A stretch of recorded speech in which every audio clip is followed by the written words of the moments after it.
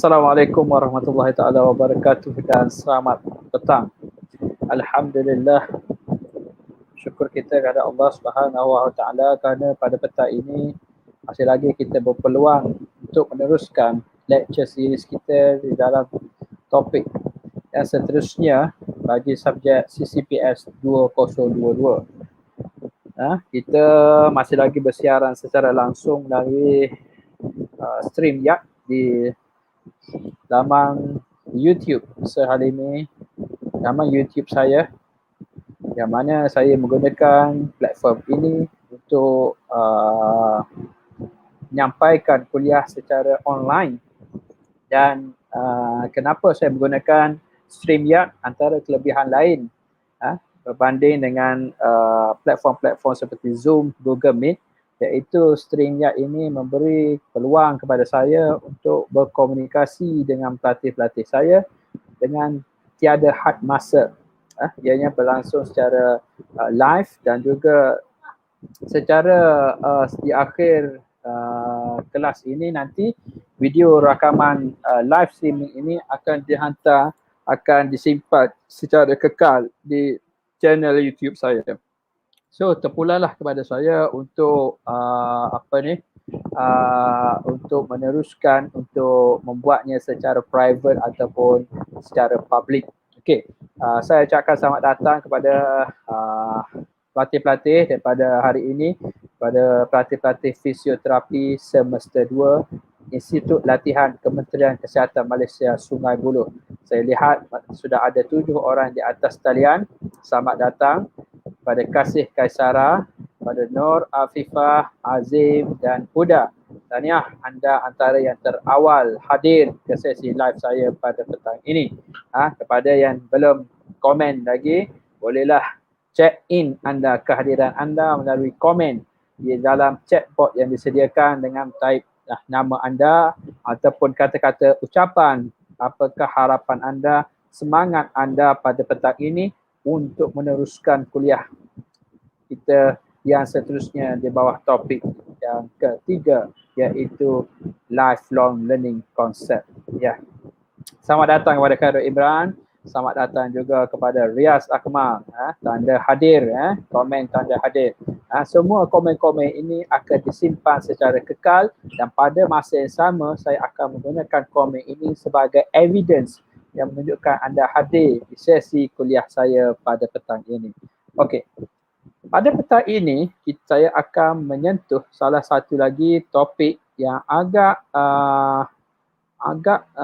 pada pendapat saya dia agak mencabar. Dia adalah satu perbincangan yang luas, bukan sahaja di peringkat lokal, namun dia sedang dibahaskan di peringkat global. So banyak teori-teori diperkenalkan, banyak kaedah-kaedah, konsep-konsep yang berkaitan, iaitu berkaitan dengan lifelong learning. Okay? Lifelong learning ataupun dalam bahasa Melayunya kita sebut sebagai pembelajaran sepanjang hayat, lifelong learning. Okey, saya akan kongsikan slide saya. Walau bagaimanapun, sebelum saya teruskan lecture saya pada petang ini, saya ada memuat naik kehadiran tuan-tuan dan puan-puan, semua pelatih-pelatih saya, khususnya fisioterapi pada petang ini. Anda semua dikendaki ke laman e-best kita dan anda semua dikendaki untuk mengisi mengisi borang kehadiran. Borang kehadiran anda sebagai salah satu lagi kriteria wajib yang perlu ada sepanjang pengajian kita secara online ini. Okey. Seterusnya juga saya ingin maklumkan juga nota-nota kuliah saya telah uploadkan. I already upload and then I already put in the e-best there. So you are freely to download and then you are freely to read through the references that I also include on that. I also put there, and then please spend some time to go through all the reference there. And sometimes maybe it's good to you, it's extra knowledge to you, and then not only focus on this lecture slide. So lecture slide actually is just for the point, not elaborate too much, elaborate to detail. So if you want to understand more, you should read through all the references that I attach ada invest there. Okey, selamat datang. Waalaikumsalam. Ramai yang baru hadir So yang baru hadir ini saya juga ucapkan tahniah juga kerana anda juga hebat berbanding, tapi yang awal datang awal lagi hebat So, awak ni antara yang terkebelakang So walau bagaimanapun anda hadir pun saya syukur alhamdulillah. Okey, saya akan sharekan skrin saya. Okey, sila beri maklum balas andai kata slide ataupun suara saya tidak kurang jelas ataupun anda boleh tinggalkan ruangan komen kerana saya senantiasa memerhati. I always look at your comment, your feedback, and this is very important due to this new normal lecture style. So I should be concerned about the comment or the feedback from the student. Okay. Saya telah kongsikan jika anda nampak di skrin anda akan melihat slide kuliah. Walau bagaimanapun saya terpaksa merakalkan ucapan merakalkan. I should apologize to all of you because the sometimes the wordings that is quite small. Actually, maybe it's difficult to read, but like I said before, I already upload the soft copy of this lecture slide, so you can freely download it at the eBest there. Okay, so far we got a 13 student. Okay, I'm happy enough as long as I didn't talk alone. I got 13 happy. Okay, let's proceed to the lecture slide. Okay, what is the topic for today? We will talk about lifelong learning concept. Okay. So this is the learning outcome that we expect what we will learn for today. First one is we will explain the concept of lifelong learning. Kita akan melihat secara gambaran kasar, gambaran yang besar apa itu yang dimaksudkan dengan lifelong learning. Yang kedua, kita juga melihat the importance of lifelong learning in healthcare practice. Kita akan cuba hubung kait, kita akan melihat adakah perkaitan bagaimana lifelong learning ini penting dalam dalam industri kesihatan. Contohnya kita sebagai seorang paramedik yang akan kita menjadi paramedik pada masa akan datang. Dalam konteks pada hari ini, anda semua dah physiotherapy, so soon you will become the health practitioner, become the physiotherapy, inshallah. Okay, so this is how the lifelong learning, the importance of lifelong learning in healthcare practice. Okay, first and foremost, we should understand what is a lifelong learning. Okay, there are a few. Actually, kalau awak ada masa, awak membuat satu pembacaan di dalam World Wide Web, way of practice, the retriever, the information retriever, kita akan dapati sangat banyak memang akan lifelong learning ini ditafsirkan secara pelbagai mengikut sudut pandang yang pelbagai-bagai yang terdapat berdasarkan pemahaman pengkaji-pengkaji. Okey, salah satunya yang pertama dia mentafsirkan lifelong learning ini ialah the process of constant learning and development that incorporate continuous professional development and which all individual needs to engage in a time of rapid change. Menurut WCPT dia kata bahawa professional development, lifelong learning berkaitan dengan professional development. Dia berkaitan dengan that semua individu yang harus melalui ini di sepanjang kehidupan mereka. Okey, proses pembelajaran, proses pembangunan diri, profesional diri. Berbanding pula definition lain daripada teknologi 2010, they define the lifelong learning as an idea that learning can thus occur beyond the formal structure of an educational institution and occur throughout one's lifetime. Bukan sahaja pendidikan ataupun learning itu berlangsung boleh jadi secara formal. Apa maksud secara formal? iaitu seperti mana kita pergi ke kelas, kita pergi ke sekolah. So itulah pembelajaran berlaku. Di sekolah, setuju? Kita pergi di sekolah, kita pergi ke institusi latihan seperti contoh sekarang ini, anda semua akan berlaku pembelajaran. So the learning process is there, but dia ada satu lagi, dia kata bukan sahaja secara formal dan juga dia akan berlangsung throughout one lifetime, sepanjang hayat. Bukan sahaja secara formal, bila anda kembali atau tamat latihan nanti, apa yang anda lalui itu juga adalah merangkumi lifelong learning. Okey, itu yang kedua. Yang ketiga, dia kata apa? Definition lain, a broad concept where education that is flexible, diverse and available at different times and places is pursued throughout life. There are 4 pillars of education for the future were identified by the Deloitte Report 1996. Like learning to know. Ini berdasarkan pengkaji Deloitte. Dia mengatakan bahawa there are 4 pillars, there are 4 pillars ataupun tunjang, iaitu yang pertama, learning to know. Yang kedua, learning to do. And learning to live together with the others and learning to be. Okay, ini bagaimana pula pengkaji lain mengkelaskan, mendefinisikan lifelong learning ini. So dia mendefinisikan menggunakan pilar-pilar tertentu. 4 pilar utama: learning to know, learning to do, learning to live together and with others, and learning to be. Okay, so ini bagaimana nak bantu kita memahami konsep lifelong learning. Seterusnya, daripada Tempest pada tahun 2002 mengatakan bahawa continuing education including in company schemes as essential means an accelerating assimilation of new technology. So Tempest pula berkaitan dengan teknologi, dengan teknologi baru. So berlakunya secara tidak langsung life education itu berlaku.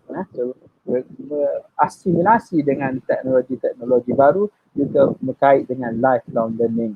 Okey, seterusnya Idaho 2009 pada tahun 2009 mengatakan bahawa learning in which a person engaged throughout his or her life, it includes but is not limited to learning that occurs in school and formal education program. So Idaho pula berpendapat mengatakan bahawa learning ini bukan hanya berlaku di sekolah, bukan hanya berlaku secara formal, tetapi apa yang berlaku di keseluruhan hidup itu adalah pembelajaran sebenarnya. Okey, anda boleh lihat setakat ini banyak tafsir-tafsir pengkaji mendefinisikan lifelong learning. Betapa luasnya lifelong learning, dan seperti mana kita juga, bila saya harap anda juga tahu bagaimana menafsirkan pembelajaran dalam konteks anda masing-masing. Okey, yang seterusnya Kendo 2011, dia mengatakan apa? Ongoing learning in formal, non-formal and informal ways, cradle to grave learning and knowledge building. Okey, so dia kata formal and non-formal juga.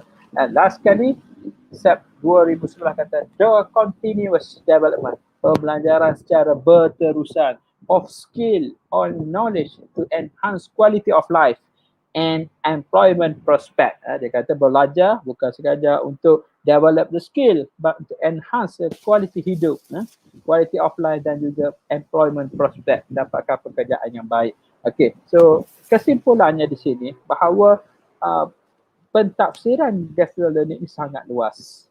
Dia hanya ada yang bukan saja meliputi pembelajaran di sekolah, juga meliputi pembelajaran di secara throughout. Maksudnya sepanjang hidup kita sebenarnya itu juga adalah pembelajaran. Okey, saya harap anda faham iaitu dulu untuk kita teruskan lagi konsep yang kedua. Ada soalan ke untuk definisi?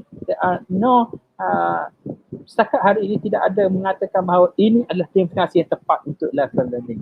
Dia sebenarnya sangat luas dan bergantung pada pengkaji untuk melihat sejauh mana anda nak melihat aspek yang anda dalam konteks lifelong learning. Okey, so far ada soalan ke untuk slide kita yang slide yang kelima? Kita ada 24 slide. So far kita dah slide kelima. Saya harap kalau ada soalan boleh tulis dekat ruangan komen chat box there, so it akan appear in the screen and then we will discuss together. Okay. No comment, no screen. Let's proceed. Okay. Next part, we will look at this. How saya akan bahagikan kuliah saya kepada tiga subtopik yang kecil lagi berkaitan dengan lifelong learning. Dalam lifelong learning tadi kita nak melihat kembali secara secara superficial sahaja, secara asas sahaja. Yang pertama konsep of lifelong learning. Apakah konsep-konsep yang terlibat yang boleh mewakili, menunjukkan bahawa lifelong learning ini berlaku. Yang kedua, learning to learn yang akan di-cover dalam kuliah yang selepas ini. Dan yang ketiga, kita akan cuba melihat bagaimana nak mengaplikasikan reflective learning dalam kehidupan kita. Apa itu reflective learning? Apakah ciri-ciri tentang reflective learning? Saya juga akan kenalkan dengan reflective learning. Okey, subtopik yang kedua, bila kita menyentuh pada reflective learning, kita juga akan melihat konsep. Apakah yang dimaksudkan? Apakah konsep-konsep yang terlibat dalam reflective learning? Sebenarnya dia adalah cabang daripada lifelong learning tadi. Okey, nak melihat reflective learning theories, and then kita akan tengok juga attribute reflection. Beri contoh-contoh bagaimana dalam berlaku di kehidupan kita. Okey, dan last but not least, we will look at the process of reflective learning. They are the level of reflection. Kita nak refleksi diri. Some sort like muhasabah diri. So muhasabah itself is some sort like lifelong learning. Kita bermuhasabah apa yang telah berlaku, kita berfikir, kerana itu sebenarnya pembelajaran. Salah satu konsep pembelajaran. Ada level-level yang akan saya sentuh dalam subtopik nanti. Dan seterusnya, cycle, how the reflective learning ini berjalan. How kita kena apply the reflective cycle that can reflect that the reflective learning occur in our life. Okay. And then the last but not least, I will talk about a little bit about the reflective writing criteria. There are one method of writing, we call it reflective writing. So, okay. Next, we go first to the concept of lifelong learning again. Okay, I just read through the slide there. Okay, hopefully you can read with me. I hope that you already download the slide and then you can see it clearly rather than just focus on my slide on the screen that's quite a little bit small, I'm sure.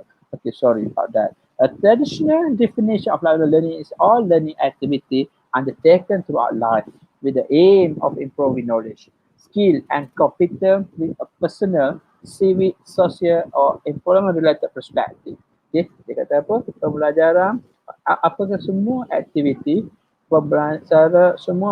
aktiviti pembelajaran yang berlaku sepanjang hidup kita adalah bertujuan untuk kita meningkatkan knowledge, pengetahuan, skill, kemahiran dan competence with a personal, civic, social and employment-related perspective untuk kejayaan pembangunan kejayaan. Itulah sebenarnya yang katakan bahawa definition of lifelong learning by European Commission. So berbagai tafsiran lagi. Jarvis pula, another very famous penyelidik yang sangat boleh dikatakan sedikit tersohor dalam bidang learning ini. Jarvis pada tahun 2006 mendefinisikan secara sudut pandang yang berbeza, yang agak detail lagi, mengatakan bahawa combination of processes throughout a lifetime whereby the whole person, body and mind, mind include knowledge, skill, attitudes, value, emotion, belief and senses, experience social situation and perceive content of which is then transformed cognitively, emotively, practically, or throughout any combination integrated into the individual person biography, resulting in continually changing or more experienced person. Wow, anda boleh lihat bagaimana Jarvis memecahkan lagi bukan sekadar knowledge skill seperti yang kita lihat, yang berpecahkan lagi daripada skill, attitude, value, emotion, belief and senses. So this is the thing, this is the kita dunia mereka menjalankan kajian. This is the beauty of the research. Menjalankan kajian, lalu keluarlah mereka menerbitkan teori-teori yang pelbagai berkaitan kognitif yang melihat daripada cabang lain. So kita untuk seperti saya katakan tadi, saya hanya memperkenalkan anda semua bahawa definisi ini pelbagai, dan jika anda berminat nak melihat lagi mendalami, anda perlulah dapatkan artikel-artikel yang artikel-artikel daripada Jarvis dan sebagainya untuk anda melihat bagaimana dalam konteks lebih detail lagi. So kita boleh just roughly idea about the lifelong learning concept. Okay, another thing.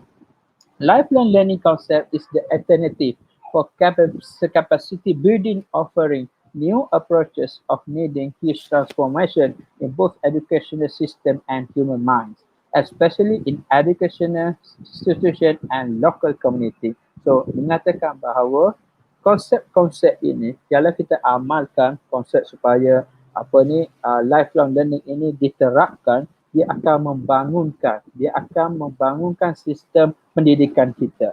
Semakin banyak, semakin kita jaga, kita sustain the lifelong learning change ni, so kita sebenarnya membantu meningkatkan human mind and educational, secara tidak langsung we educate our community. So kita lihat bila kita bagi pembelajaran sentiasa ada peluang untuk belajar, so dia akan meningkatkan local community itself. So taraf hidup orang tu sekeliling, so bila mempunyai knowledge yang tinggi, skill yang tinggi, dia akan menjadi lebih lebih terbangun lah. So this is one thing, the concept, that's why it's very important. Okay, next, the concept could be put into practice through new policy and strategies, implementing flexible framework, innovative pedagogical approaches, new form of assessment and institutional collaboration. Siti Padanya juga mengatakan bahawa konsep lifelong ini perlulah diterapkan di semua, bukan sahaja di dalam institusi pendidikan. So sebagai as a policy maker, nanti one day maybe one of will become among us will become a policy maker, we should think about this concept. So dia kata apa? Kita perlu fikirkan, kita perlu ada satu strategi yang komprehensif untuk memastikan semua mendapat peluang untuk untuk belajar sepanjang hayat, supaya proses pembelajaran ini dapat berlangsung. Kita ambil istilah strategi yang inklusif, dan juga kita perlulah implement the flexible framework, framework yang tertentu, yang boleh yang boleh diaplikasikan mengikut faktor-faktor seperti geografi, faktor-faktor persekitaran, faktor ekonomi. Contohnya di kawasan pedalaman, bagaimanakah framework yang tertentu, framework yang terbaik untuk mereka. Contohnya di bahagian bandar, urban, kita melihat akses internet yang sangat hebat. So ini sebenarnya memberi kelebihan. So as a policy maker, we should think about this. We should not only flexible framework, we should think also about the innovative pedagogical. For example, seperti yang kita berdasarkan kita yang buat pada hari ini, saya yakin anda semua maybe secara tidak langsung, kalau anda perasa atau tidak, walaupun anda menghadapi cabaran COVID-19, anda terhalang untuk hadir ke kuliah secara bersemuka, bagaimana kita nak ubahkan, kita innovatekan, kita inovasikan pengajaran kita menggunakan platform digital. Kita go for PDPR, kita sekarang kecoh, sekarang bincangkan tentang TV TV pendidikan. Semuanya untuk apa sebenarnya? Semuanya ini adalah approach yang inovatif bagi mencapai konsep lifelong learning ini. So dalam konteks kita IITKM Singapura, kita memperkenalkan e-best, kita go through for training, for all the pengajar there, they should go for training of trainer, they learn something new, change style, change 360. We should try. This is the time we should change. If didn't change, we will lose again. We will lose forever. So some stuff like that. So this is the advantage, maybe the hikmah of having issue for, for example, COVID-19 here. Okey, bukan sahaja pedagogikal. Tiba juga masyarakat new form of assessment. Satu cara assess the student. Dulu kita lihat kita hanya ada SPM, PMR dan juga UPSR. How they say that we should introduce a new way of assessment our student. So we try to apply. Last time we as the educator, we meeting and then we plan to apply the OBE, outcome based education. So we introduce outcome based education. Apa itu OBE? So outcome berdasarkan pelatih, pencapaian pelatih. So, pelatih kena main peranan. Kita tak adalah spoon feed masa seperti dulu lagi. We just give them that spoon feed. You need to sit for the exam, no more. So in the OBE, we guide you. We give you something and then you should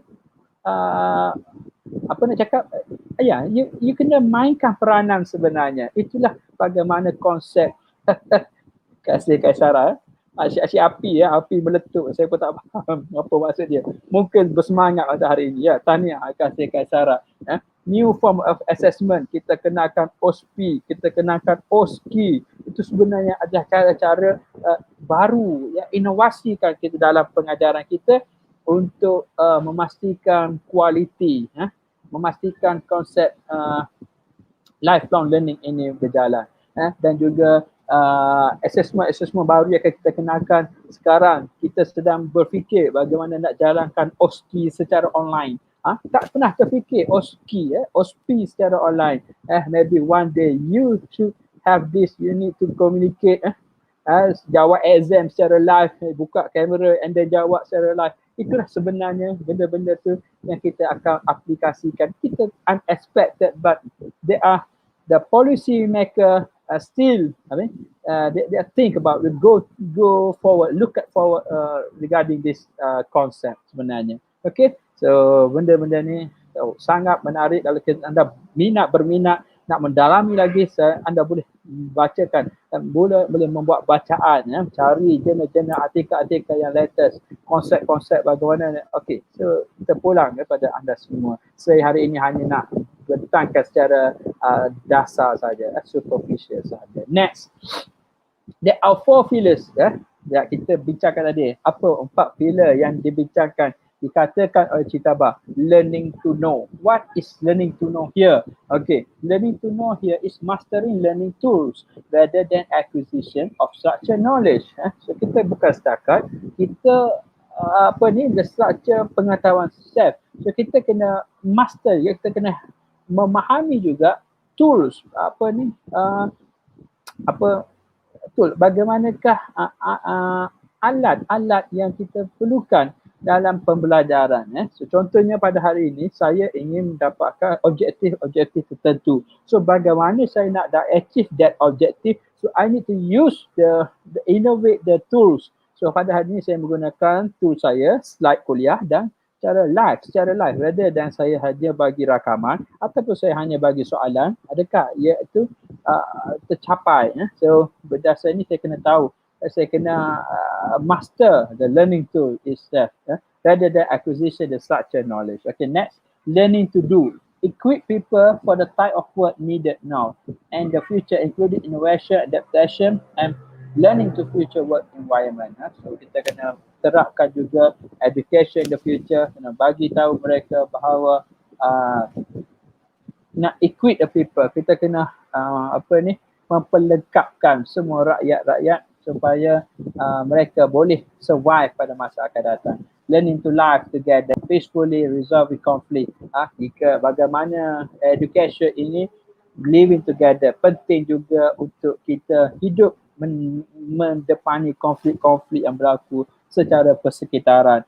Konflik boleh jadi culture, budaya. conflict, community, individu competent, ekonomi resilient, and social inclusion. Okay, ini semuanya memerlukan pengetahuan. Dan last sekali, learning to be, education, contributing to a person development, mind, body intelligence, sensitivity, aesthetic appreciation, and spirituality. Okay, so how you want to become yourself. So inilah yang katakan bahawa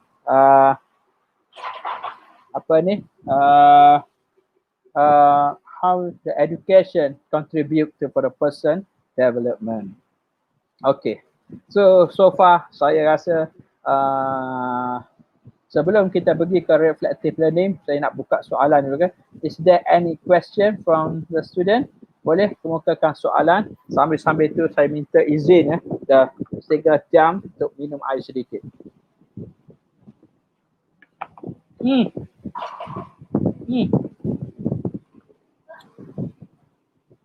Ya. Ada soalan ke? Santai-santai je, santai-santai. So we didn't have the formal lecture like before. So we just maybe we will take some break, 5-minute break, have some reflection, ask question. Yeah, new strategy, very good. I'm sure that Kasih Kaisara understand the whole picture of the lifelong learning concept. We talk about the new strategy. Yeah, how we as a policy maker we will apply the lifelong learning concept in our system. Ya, hadir. Ya, Sakinah Zaidil baru sampai kan. Orang lain dah lama dah hadir. Waalaikumsalam. Okey, nampaknya kita kena teruskan lagi. Okay, we will continue again the concept of the second subtopic, which is reflective learning. Okay, reflective learning actually is one of subtopic from the head and the lifelong learning there, and then under the lifelong learning we got the reflective learning. Okay, reflective learning actually is an indication, is reflect. Saya tertarik dengan satu komen di sini daripada Rennie Big B. Sir, ini live ni kira sebagai inovasi untuk lifelong learning process lah kan sir? Yes, tepat sekali Rennie. Ya, saya bersetuju dengan pendapat Rennie. Ini adalah salah satu tools yang mana kita nak memastikan bahawa lifelong learning ini berjalan dengan baik dalam sistem kehidupan kita. So ini another method lah, another tools. Okay, good. Okay, saya teruskan lagi. In education, reflection is understood as a concept distinct from thinking. Okay, it is purposeful structure and aim to link theory with practice in order to facilitate change and development. Dia kata apa?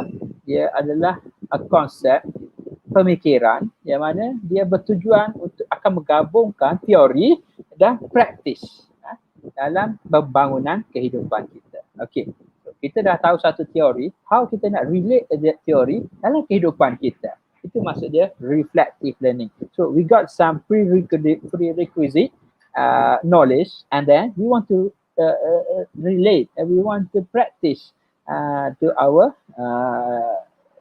our daily life, to develop ourselves. Yeah.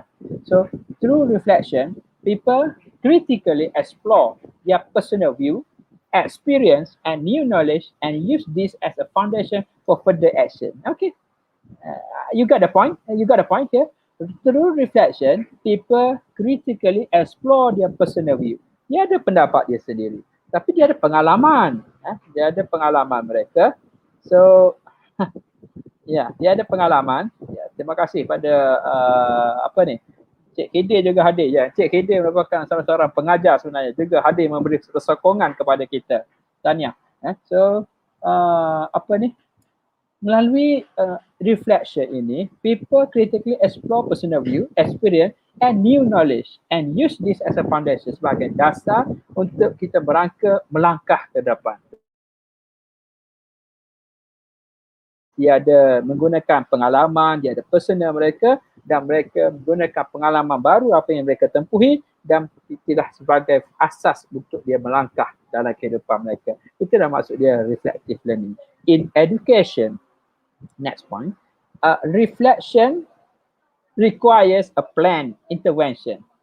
For example, through changing the context, introducing new categories, looking at problems from multiple perspectives, or using coaches and mentor as a role model. Walau bagaimanapun, mengikut pengkaji-pengkaji yang pelbagai lagi berpendapat bahawa reflection ini memerlukan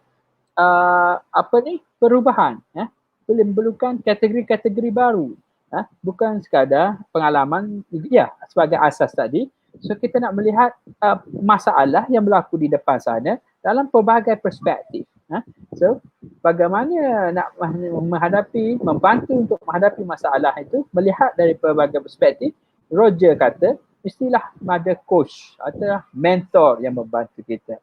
Okey, inilah maksudnya di dalam dunia pendidikan memerlukan mentor untuk membantu kita dalam membantu menjuruskan kita untuk mencapai tujuan, maksud dalam sesuatu pengajaran. Okay, so inilah yang dimaksudkan dalam reflective learning. Okay, this is we introduce you the level of reflection. I got this from the Hutton and Smith yang 1995. Okay, another question that I realized, sir, kenapa rujukan-rujukan sir adalah pada tahun-tahun yang lama, 1995. Ya, 1995 mungkin di kalangan anda masih belum lahir. Okay, so kenapa? Kerana untuk menerbitkan sesuatu teori sangat lama. Dia memerlukan masa. Dia memerlukan proses yang panjang. So that's why sesuatu teori itu tadi perlulah memakan masa yang panjang. That's why masa-masa terdahulu dan pengkaji-pengkaji dahulu lebih telah berjaya serta-serta maybe 5 tahun, 10 tahun dia mengeluarkan satu teori. So buat masa ini teori-teori baru masih lagi belum diterbitkan. So far we have got this thing. We got this theory, but the theory still can can apply. So if you think that you want to modify the theory, you need to do the research. And then you publish that, and then you can claim this is a new theory. Okay. So this is the process how the academic work enhance, how mereka berkembang. So pada tahun 1995 so kita boleh guna lagi ialah teori-teori, bukan teori lama, tetapi setakat ini itulah teori yang diguna pakai, yang terdapat di dalam dunia akademik. Dia mengatakan ada level of reflection. First level is descriptive with some reflection, dialogic reflection and critical reflection. Descriptive first is descriptive, set the context, describe what happened. Itu dah pada level yang pertama, kita hanya describe apa yang telah berlaku. Yang kedua, dalam sikit, most descriptive, later analysis of event. Benda tu berlaku, kenapa boleh jadi begitu? Itu maksudnya kita recall balik, reflective. Analysis element, third level, question and consider, willing to be critical, to explore, stepping back, discourse with self. So kita bertanyakan lagi dengan soalan-soalan yang lebih dalam lagi. Rasa kita nak macam, benda tu pernah lalu, aku pernah lalu benda tu. Itu maksud dia first level. Second level, pada masa tu, pada waktu tu malam. Contoh, itu dia berlaku pada waktu malam. So pada waktu malam, itu mana kita dah analisis, kita dah masuk level yang seterusnya. Dah malam apa lagi berlaku? Itu maksud dia kita lagi dialogic reflection. Question lagi, siapa lagi bersama aku pada masa tu?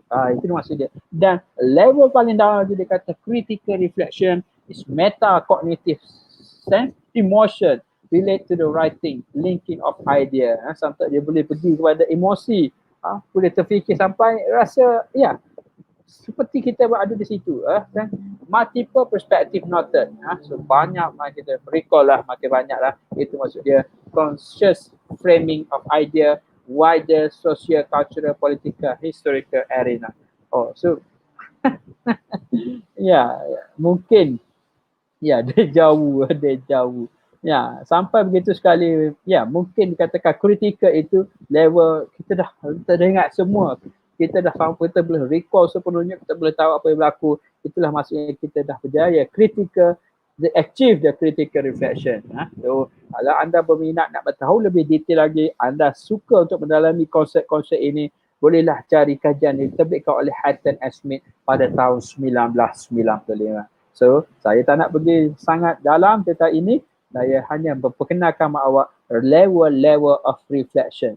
Level-level reflection ini sebenarnya adalah satu proses pengajaran, pembelajaran bersesuaian dengan konsep lifelong learning itu tadi. Okay, next. We got the reflective cycle. Okay, level dah and then cycle. Reflective cycle is the content of reflection was structured by Gibbs. Pada tahun 1988, Gibbs dan kawan-kawan menerbitkan satu model reflective cycle. Wow, model reflective cycle. It comprises 6 stages that guide and process of reflection and focus on learning from experiences. The stage process as follows. Ya, boleh kata ada 6 stages. Ada 6 stages, katanya Gibbs dan kawan-kawan ini, dia focus on learning from experiences. Focus on learning from pengalaman. Pengalaman. Yang pertama, proses yang pertama, describe what happened without any conclusions at the point in time. Okay, describe what happened without any conclusion. Okay, first process, first cycle. Second cycle is describe your reaction and feeling during and after the experience. Okay, selepas anda kena pasti, anda kena nyatakan how your reaction or feeling during or after the experience. And then yang ketiga, evaluate the situation. What was good or bad in that situation? Okay. And then analyze the situation. What sense you can make of the situation. Selepas kita describe, evaluate, analyze. Okay, analyze semula. Dalam kelima, conclude. What else could you have done in the situation? Okay, so apa yang awak dah buat dalam situasi. And last kali, make an action plan. If the situation happen again, what would you do? Okay, so this is the cycle that recommended, the cycle model that developed by the Gibbs at the year of 1988. So kita mungkin akan membuat sedikit latihan di tutorial nanti. Saya mungkin saya minta awak reflect satu-satu benda dan recall dan mengikut reflective cycle ni, anda kena nyatakan apakah describe, apakah yang reaction, dan nanti it's very interesting. Hopefully it goes interesting lah dengan outcome nanti. So inilah bagaimana cycle yang diperkenalkan oleh Gibbs pada tahun 1988. Saya ulang balik, dia describe what happened, describe the reaction, evaluate the situation, analyze the situation, conclude, and then make the action plan. Okay. Sempat lagi menyanyi kasih Kak Sarah, kata apa? Sejarah mengajar kita menjadi lebih dewasa. Yes, very good. Reflective learning is some sort like kajian sejarah. The same like kajian sejarah, dia mengajar kita menjadi lebih dewasa. And sesuailah dengan Gibbs yang kata apa? Make an action plan.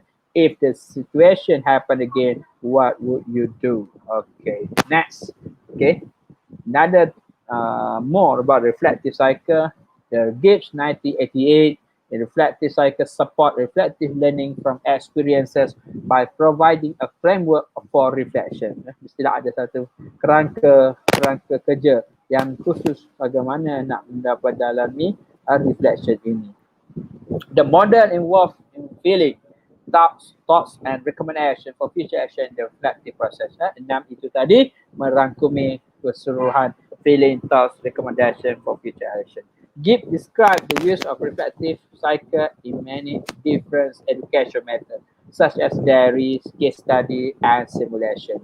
Case studies there also case study also is one of the example of the reflective cycle. Case study, kita ambil satu case berlaku, so kita kaji history kenapa boleh berlaku, dan kita come out with the development future plan, apa nak buat. So benda-benda tu sebenarnya kita berlaku, tak aplikasi, kita gunakan dalam kehidupan kita secara seharian. Okay, last but not least for today, maybe about the reflective learning. under the topic lifelong learning. I mean, not the whole lecture. Last topic for the lifelong learning before we move. Second outcome there, and then there is reflective writing. Reflective writing actually is an analytical practice which the writer describe a real or imaginary scene, event, interaction, passing thought or memory, and adds a personal reflection on its meaning. So ada satu kaedah penulisan ya, penulisan dipanggil penulisan reflektif. So ia menulis ya, macam history taking sebenarnya. Kita menerangkan tentang apa yang berlaku, interaction dan sebagainya. Okay, many reflective writers keep in mind questions such as what did I notice, how has it changed me, or what might I have done differently when reflecting. So sebagai ada teknik-teknik yang recall soal apa ni, contohnya menggunakan kata tanya seperti soalan-soalan what did I notice. Ini sebenarnya membantu kita dalam menghasilkan reflective learning, dan kita nak terjemahkan dalam bentuk tulisan. Itu kita kenali sebagai reflective writing. The main character of reflective writing is reflection, evidence and clarity. So benda-benda ni adalah cadangan, good to know to all of you that we have the reflective writing there. So the first part is the reflection, first characteristic in the writing. Reflective writing, we call it reflection. The writer reflect on the issue. After this is the second one, is the writer consider and cite different perspective and evidence to provide a true comprehensive reflection. Okay, and then last is clarity. The writer must be clear and cohesive. Berarti ya, semua ni kita akan practice kalau dalam tutorial nanti. Mungkin kita akan membuat latihan how to apply the reflective writing dalam sesuatu topik, contohnya dalam bidang kesihatan. Okay, in reflection, if the reflection written for academic, okay, that is it's not a personal reflection. Contohnya kalau ada jenis, kalau anda semua pernah membaca buku-buku, ada juga jenis buku-buku yang seperti dia recall something, so novel ataupun makalah-makalah, books yang menggunakan konsep reflective writing. So mungkin jika anda ada membaca, bolehlah kongsikan tajuk buku itu, di mana kita boleh melihat kepelbagaian bagaimana dia cara mereka menulis. So dalam konteks akademik, dalam konteks academia, there is not include personal reflection of journal. Ada dua tambahan, feature tambahan selain daripada yang ternyatakan tadi, mengatakan bahawa tambahan yang pertama, theory. And academic reflection will integrate theories and other academic works to explain the reflection. For example, a writer might say Smith theory of social engagement might explain why I reacted the way I did. Okay, ini sebabnya contohnya seperti kita membuat rujukan. Kita cited the paper that already the how to say, satu kajian telah dijarangkan pada lepas. So kita gunakan bahawa dia sebagai sokongan. So sokongan kepada kita dalam membantu kita untuk future plan. Macam tu. So this is the example of how, saya setuju juga dengan Sakinah Zaidi mengatakan bahawa lifelong concept adalah pengalaman belajar, mengajar dan diajar. Yes, very good. Fast learner, fast learner.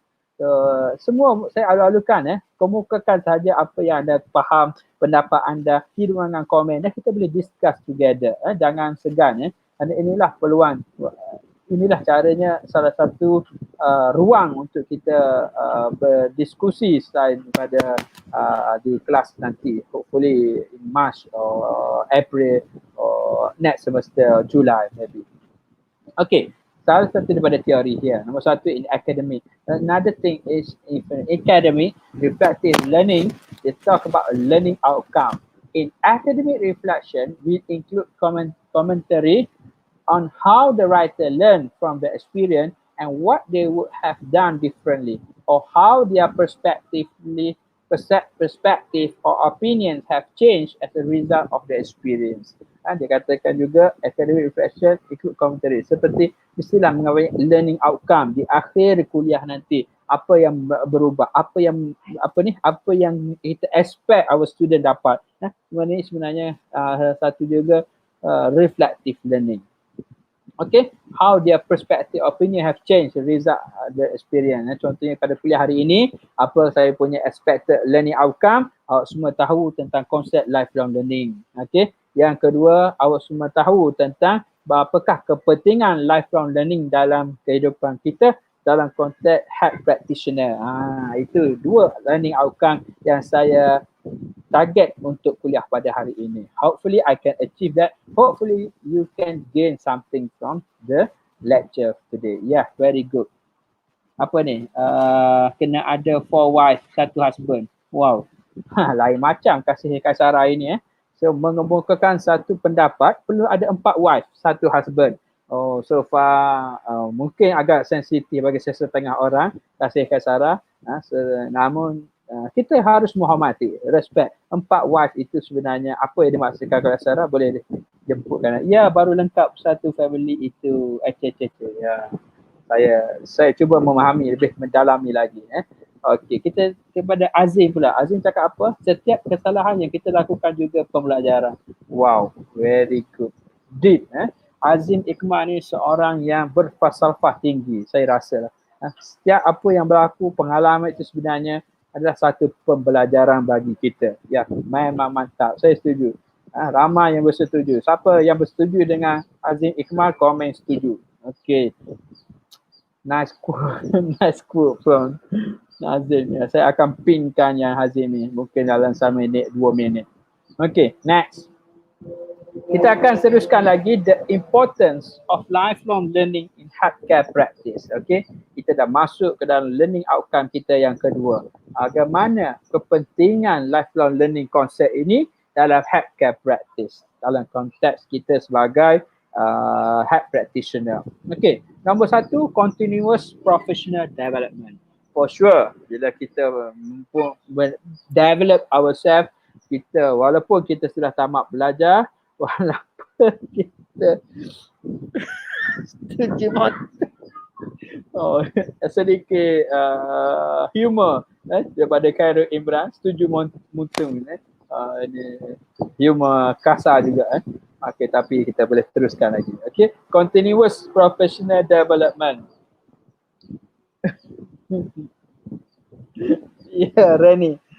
Reni B menambah lagi. Saya tak sempat lagi nak masuk lanjut baru, masih lagi recall apa cara menulis reflective report tu sir, mesti based on 4 why, mean why, where, who, when, and 1 husband means how. Yes, very good Reni.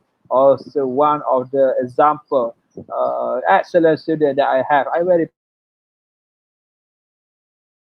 what kita tengok lagi pada kasih. Kalau kata kalau malu-malu nanti terlepas. Betul, kasih kasara kalau malu terlepas.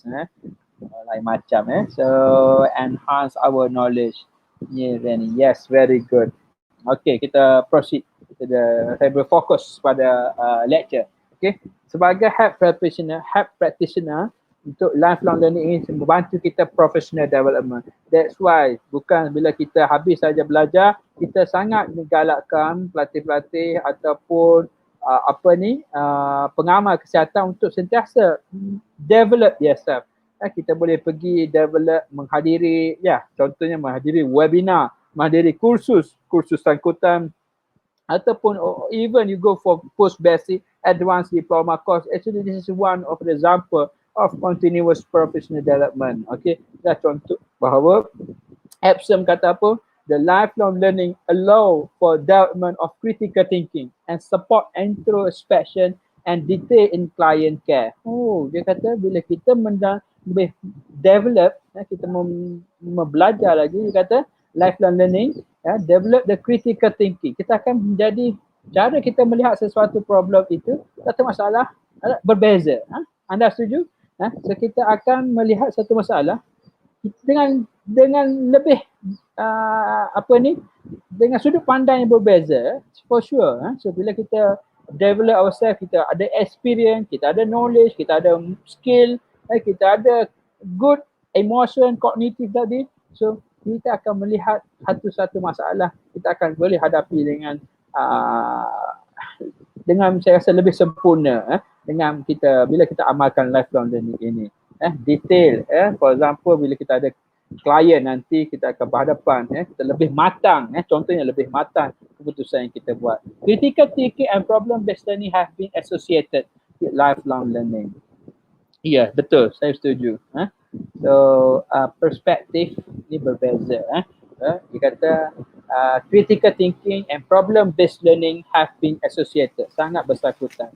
Problem based learning, ada satu masalah datang, kita selesaikan dan pada masa yang kita dah ada pengalaman itu, dan kita akan gunakan pengalaman itu untuk masalah ataupun face the next problem in the bila kita berdepan masalah pada masa akan datang. So continuous professional development is very important for the healthcare. Yang kedua, for the career development. Bukan sahaja bila kita nak berhadapan dengan satu masalah. So lifelong learning as a medical practitioner juga penting untuk pengembangan career mereka. If we reflect on the career progression, there are decisions we make after 20 years of experience that are drastically different than what we have made in our first year out of the college. Kalau kita melihat, contohnya kaedah pada hari ini kadang-kadang tidak boleh diguna lagi pada masa akan datang, 20 tahun akan datang. Ya, sudah tentu. Saya masih ingat contohnya pengalaman saya pada 20 tahun yang lepas sangat berbeza. Dulu bagaimana cara saya belajar dengan cara anda belajar sangat berbeza. Itulah maksudnya how the career progression. So kita melihat to amass the experience and level of critical thinking, we have likely pursued formal education of courseware, attended conference, volunteer and committee, leverage peers and mentor. Dia kata bagaimana nak memantapkan pengalaman dan critical thinking ini, kita mestilah melalui satu pengajaran yang formal. For example, kita pergi for post basic, advanced diploma, ataupun kita attend the conference. Kita pergi conference. Kenapa kita pergi conference? Kita akan develop, upgrade our knowledge because in the conference there, they will present the latest finding on the research. So kita akan dapat the idea. We can get a new approach in the solving the problem. So inilah benda-benda kata bukan setakat itu saja. Kita juga perlulah volunteer on committee. Kita kena sentiasa mengambil peluang, bersukarela, sukarela. Contohnya waxing, kita nak sentuh juga waxing, bagaimana nak bantu perkembangan waxing ini, kita lah kena experience, volunteer ke depan untuk kita punya development. So there will always be a need for mandatory laboratory for focus training, but I also believe it's just a critical to offer opportunity for self-development. Okay, so kita juga selain daripada tu, kita kata training ini juga akan juga membantu kita, peluang itu sebenarnya ada. So kita kena pandai, saya yakin as our government, our policy maker already create this chance, but it depend on us. We should grab this opportunity, just pandai mengambil peluang, sentiasa ke depan, dan kita ingat for our career development. Okay, the last one is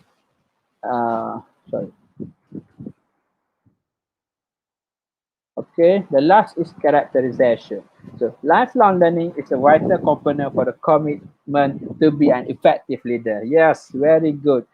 So bila kita belajar, kita mendalami, mendapat masalah, kadang-kadang itulah memberi kelebihan kepada kita. So yang kelebihan kepada ini sebenarnya haruslah diterjemahkan, dan kelebihan-kelebihan ini sebenarnya for the senior, for example, for the senior officer, they will become a leader. They will become a leader, ketua unit fisioterapi, ketua program fisioterapi. So benda-benda inilah bila anda mempunyai bakat ini, so akan menjadi anda effective leader, most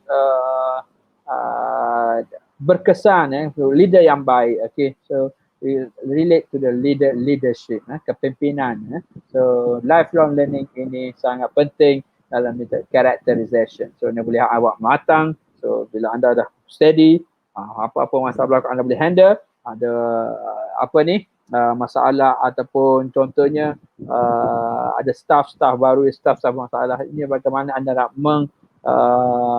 handle that situation itself is from the learning, lifelong learning, reflective learning and so on. Okay, inilah